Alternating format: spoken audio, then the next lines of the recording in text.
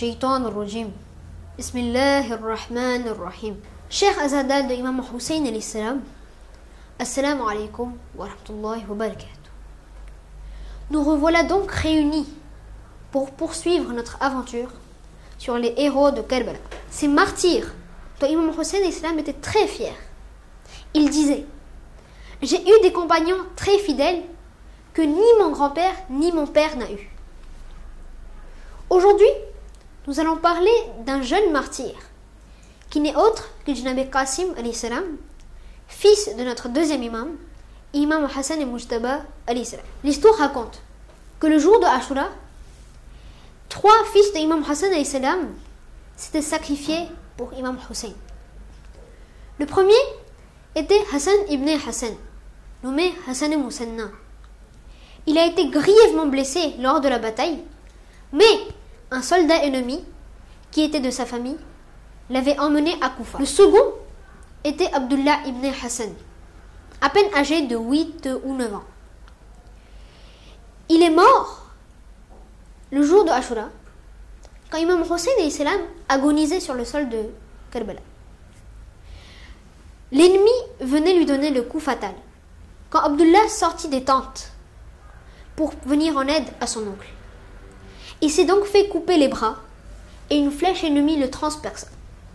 Il mourut donc dans les bras de Imam Hussein alayhi salam. Le troisième est Janabi Qasim alayhi salam, dont nous commémorons le martyr chaque 7e nuit du mois de Muharram. La mère de Janabi Qasim alayhi salam, nommée Ramla ou Farwa, était une femme très pieuse. Et c'était une des mères à Karbala qui avait préparé leur fils afin qu'il se sacrifie pour Imam Hussein alayhi salam. On raconte que la nuit de Ashura, Janabi Qasim alayhi salam vint auprès de Imam Hussein alayhi salam pour lui demander si lui aussi allait être martyr le jour de Ashura. Imam Hussein alayhi salam lui posa alors une question: ô mon fils, comment trouves-tu la mort? Janabi Qasim lui répondit alors: à mes yeux, la mort est plus douce que le miel.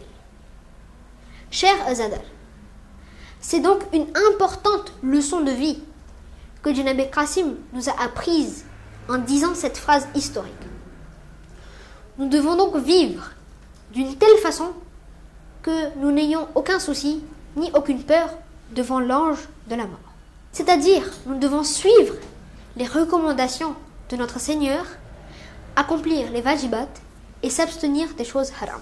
Vint alors le jour de Ashura et la bataille commença. Janabi Qasim vint plusieurs fois auprès de Imam Hussein alayhi salam pour lui demander la permission d'aller sur le champ de bataille. Mais Imam Hussein alayhi salam refusait en disant qu'il était la copie de son frère Imam Hassan alayhi salam. Et à chaque fois que son frère lui manquait, il parlait et regardait Janabi Qasim alayhi salam et cela le réconfortait.